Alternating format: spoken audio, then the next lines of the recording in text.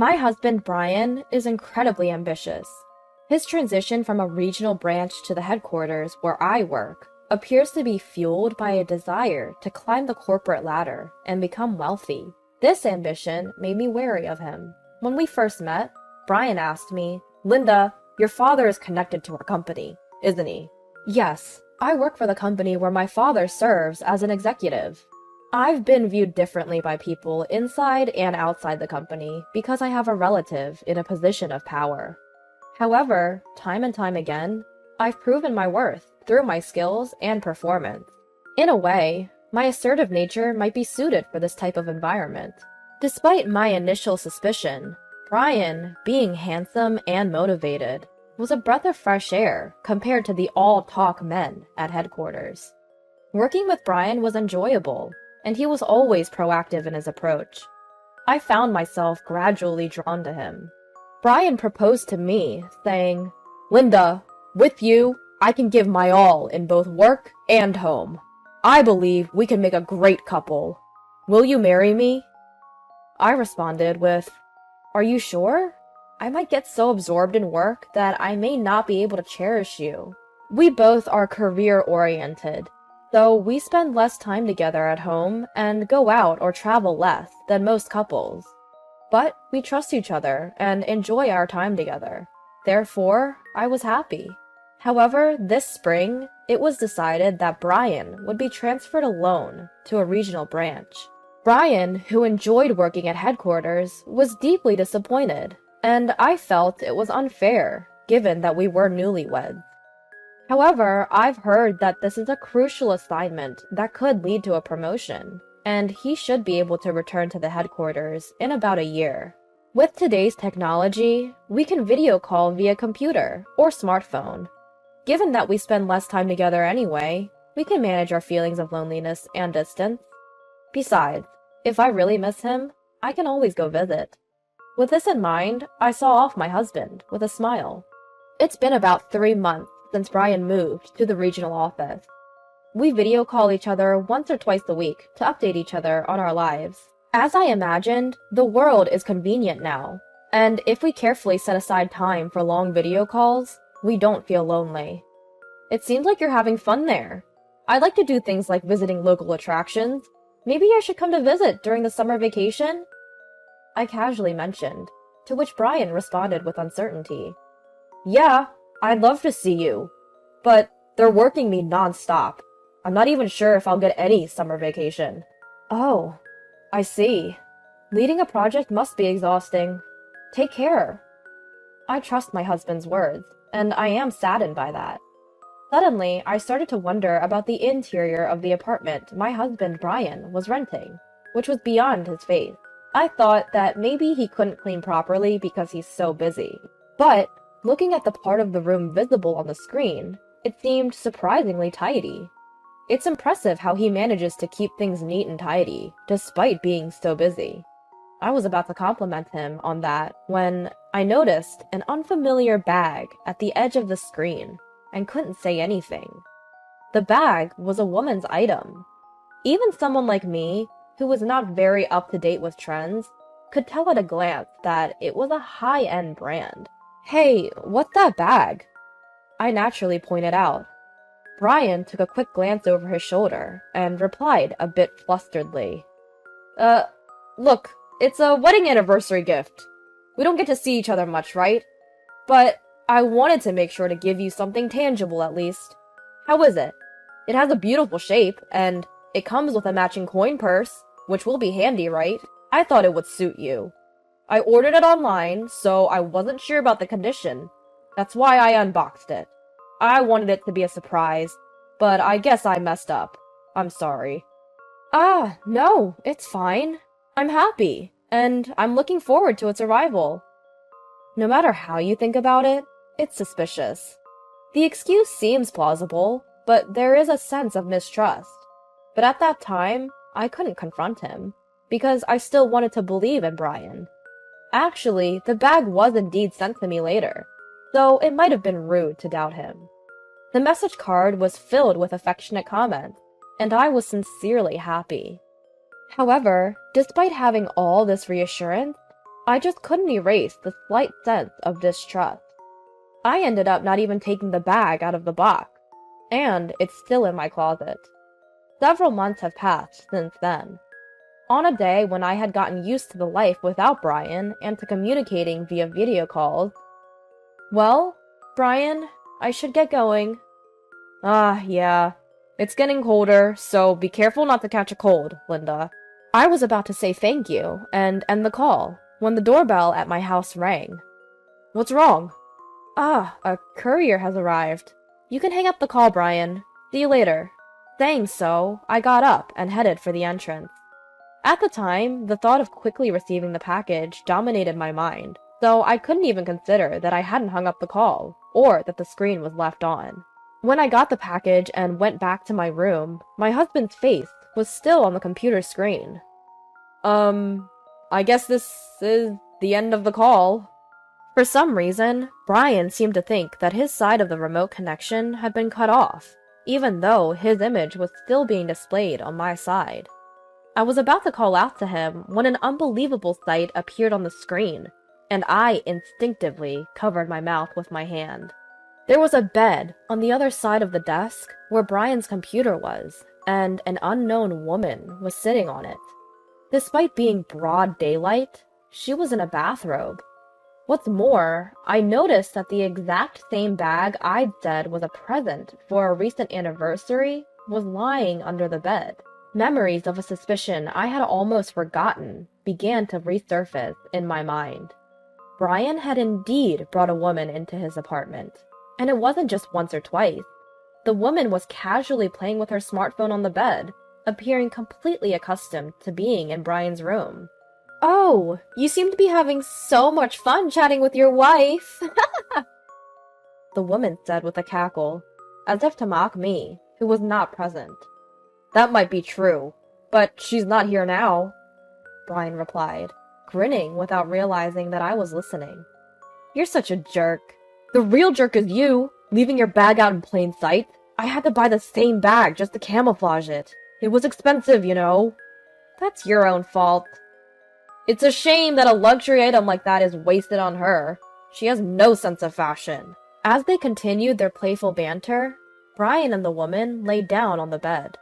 I couldn't bear to watch any longer, so I shut down the computer.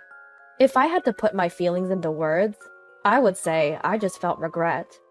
It seemed he had gifted me the bag as an anniversary present, but was it actually given to cover up his infidelity? "Brian, you're really the worst," I muttered, the insult slipping out before I could stop it. It's not something I really wanted to say. And that girl is... I also felt something familiar about the woman he was cheating with. I'm sure she's the daughter of the executive vice president who joined the company this year. The audacity to bring her all the way out to the country for a secret rendezvous? It seems like quite an elaborate affair. But somehow, it makes sense to me. I can't help but chuckle, thinking it's a typical choice for an ambitious man like Brian. After all, I too am the daughter of a high-ranking executive. It's just like Brian to pick a mistress who could prove useful in some way. Now, I can't believe in anything anymore. I thought he loved me, as a person. Just when I got tired of feeling angry, I started feeling like I couldn't forgive him now. So I decided to check the truth, and took action. A few days after that shocking video call, Brian suggested we spend some leisure time together. Perhaps he thought it would look bad if we didn't pretend to be friendly from time to time. I responded with an eager yes to his suggestion. Holding the purse that Brian had given me, I visited the apartment he had rented. "See, I keep it pretty clean, don't I? I'll go get us some iced tea." Watching Brian's back as he headed towards the kitchen, I saw my opportunity and took action. I quietly placed the coin purse that matched my bag inside the cupboard of Brian's computer desk. Unbeknownst to Brian, the coin purse contained a bug. It was a high-end model with excellent battery life, so it should continue to capture sounds for several days. Without any evidence, I wouldn't be able to complain. I assumed Brian would notice it, of course, but his mistress has the same one, too. Would he be able to distinguish who owns which? If he does distinguish them, I'll just have to find another way. If he doesn't, that's a win for me. I'm excited to see what kind of information I can gather. When the battery is about to die, I'll call Brian to confirm. I seem to have lost the coin purse you gave me. Do you have it over there by any chance? Oh, yeah. It was wedged in the drawer of my desk. You're so clumsy. I guess Brian found the coin purse, but didn't open it. I could guess from his casual response. If I ask him to send it back because I need it right away, the coin purse will be back in my hands within a few days. Then, as I nervously played the audio, there it was, clear as day. My husband Brian and the daughter of the executive having an illicit affair, their voices engaged in an intimate conversation. Based on this data, I hired a private investigator and had him look into this. As he dug deeper, it turned out that Brian was involved with many more women, not just the executive's daughter. There were so many, I couldn't even count them all on one hand, and they included daughters of board members and department heads. As for me, I began to uncover aspects of Brian that I never knew before, as I started listening to his colleagues in his department. Apparently, Brian had been struggling with his performance recently and seemed to be quite stressed. Realizing that his efforts alone were no longer sufficient to achieve results, he must have shifted his focus from work to networking. I feel genuinely sorry for him. Failing to perform can be a hard pill to swallow. However, that has nothing to do with him betraying me and having affairs with other women. Moreover, he seems to be plotting to use these women as stepping stones to further his career. It's a despicable behavior, both as a man and as a professional. As I continued to investigate on my own, I felt my feelings for Brian quickly cooling off, and a feeling of vengeance began to sprout within me, for he had wounded my pride. Brian's work assignment away from home ended sooner than expected, before even a year was up. He returned home. To celebrate his return, I invited both of our parents and threw a home party. With a feast delivered to our door, lively music playing, and just family around, the atmosphere of our small party was quite jovial. Wait, the music's vibe has changed. And is that my voice? The speakers synced to the music player started blasting Brian's conversation with the executive's daughter throughout the house. Brian turned pale, confused, and flustered. What's this, Linda? I had already explained the situation to my parents. However, Brian's parents were in a state of panic, hearing their son's voice entangled with a woman they didn't recognize, and started to confront him. Brian, what's the meaning of this? Surely you're not cheating on Linda! By playing the audio recordings of Brian's conversations with the other woman, which I obtained with the help of the investigator, Brian finally realized that I knew about his affairs. Linda, you knew everything, didn't you?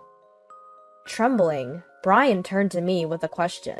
With a smile, I responded, Why not consider marrying the CEO's daughter next? That'll land you the CEO position in a snap. Though, considering that I've spread these recordings to all the other women you've been involved with, I'm not sure you'll be able to handle the job, even if you become CEO. At that, Brian clung to me, his face a picture of despair. You also prefer a successful man on the fast-track promotion, right? It was a necessary step for my career. Please overlook it. But what about us?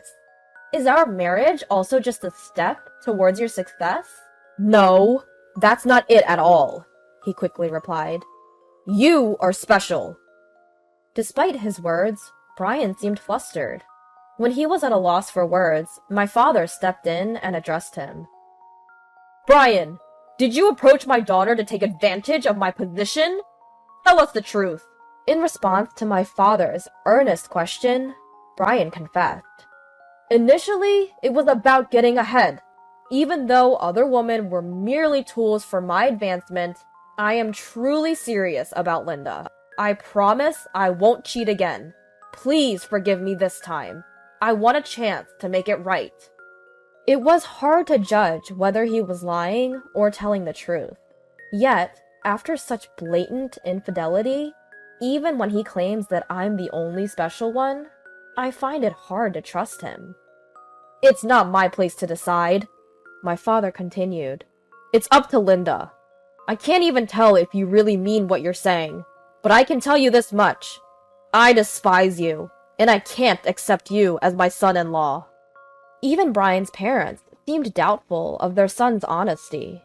"Brian, we want to believe in you, but we know that you've always had a strong desire to overcome your small-town upbringing and make it big in the city. That's why, even with all the evidence piled up against you, we find it hard to believe that Linda is truly special to you.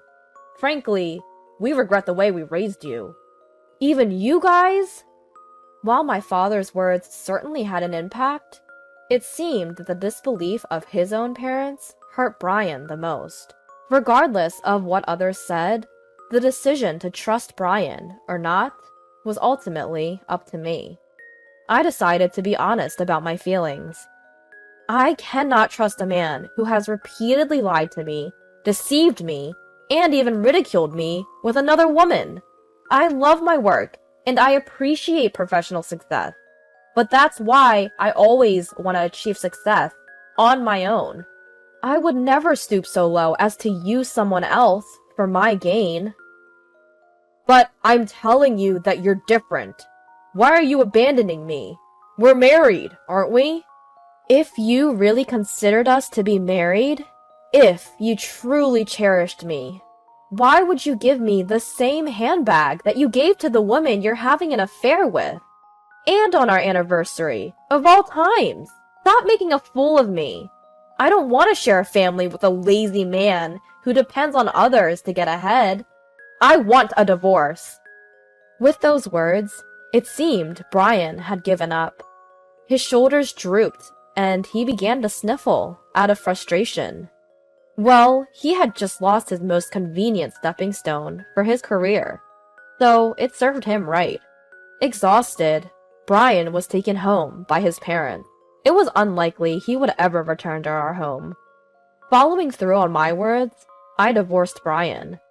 After I exposed Brian's wrongdoings to all the women involved, he was sued, not only by me, but also by all the women he had affairs with. Brian couldn't possibly pay all the settlement money with the money he had. He was forced to sell all his properties and even had to take on debt. Brian will probably lose his freedom for a while, paying back his debt. He voluntarily resigned from his company, but in reality, he was practically fired. Once the rumor of his actions reached the higher-ups, it was inevitable they would be furious. With rumors spreading around the office, he probably felt uncomfortable as well. Currently, he's working in a small factory he managed to find employment at, diligently paying back his debt. His parents told me about his situation when they came to apologize. As for me, I have no intentions of ever meeting him again. Of course, I received the alimony from Brian. As for the handbag, which was the same as his mistress's, I was surprised when I sold it for almost the same price as the new one, because it was barely used. It felt like a little bonus. After separating from Brian, I began to contemplate what marriage really meant, and what's important in life. What's most important to me might still be my work, just like before. However, it's not like I don't have dreams of having a family. I might use the money from selling the bag to pamper myself a bit, preparing for a new romance, as I had to work today.